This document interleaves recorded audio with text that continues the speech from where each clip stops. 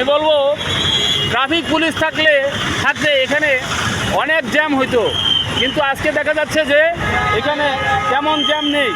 এখানের মধ্যে গাড়ি ঘোড়া যেভাবে সুন্দরভাবে চলতেছে, সত্যিকার অর্থে এইটা ছাত্রদের একটা বিরাট অবদান।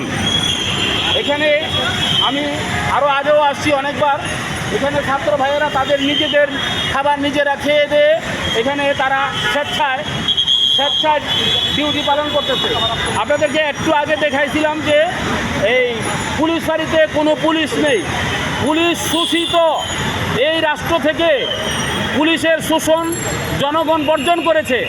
এখন পুলিশের জায়গাতে ছাত্ররা যেভাবে দায়িত্ব পালন করতেছে, এই দায়িত্বকে জনগণ স্বাগত জানাচ্ছে। ছাত্ররা কারো কাছ থেকে কোনো টাকা নিচ্ছে না, পয়সা নিচ্ছে না, তারা সততার সাথে কাজ করে যাচ্ছে। এখানে কোনো ঘুষের ব্যাপার নাই, কোনো 2 নম্বরই নাই, কিছুই নাই।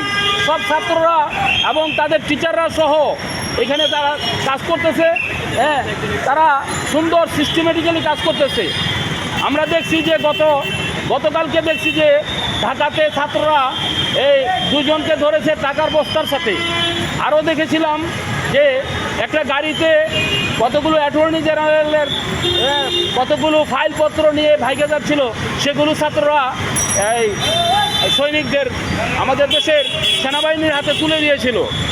এখন আমরা দেখতেছি যে চট্টগ্রামে বিশেষ করে এই ছাত্ররা যে দায়িত্ব পালন করতেছে, এটা ভূয়সী প্রশংসার যোগ্য। তারা সুন্দরভাবে পার্কিং করে দিচ্ছে, জনগণকে রাস্তা পার করে দিচ্ছে। অত্যন্ত মোহব্বতের সাথে, আন্তরিকতার সাথে তারা তাদের স্ব দায়িত্ব পালন করতেছে। আমার মনে হয় যে তাদের এই ঋণ এই জাতি অদূর ভবিষ্যতে শোধ করতে পারবে না। সত্যিকার অর্থে এত চমৎকারভাবে তারা এই কাজগুলো করে যাচ্ছে। সকাল প্রায় 6টা থেকে ওরা কাজ শুরু করে রাত্র 12টা পর্যন্ত কাজ করে, পর্যায়ক্রমে পালাক্রমে। আমি কি ভুল বলছি ভাইয়া? আপনার কোন কলেজ ভাইয়া? এমএস কলেজের। এখানে এমএস কলেজের ছাত্র। এখানে আরেকজন ভাইকে পাচ্ছি, উনি চট্টগ্রাম বিশ্ববিদ্যালয়ের ছাত্র। আপনার নামটা কি ভাইয়া?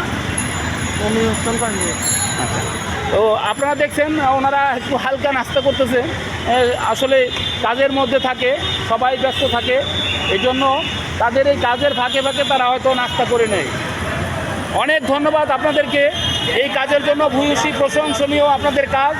এটাকে এই দেশে জাতি আপনাদেরকে মনে রাখবে। আপনারা এই দেশের আগামী প্রজন্মের জন্য আপনারা বিরাট কর্ণধার হিসেবে দায়িত্ব পালন করতেছেন এবং করবেন বলে আশা করি। ধন্যবাদ সবাইকে। আসসালামু আলাইকুম।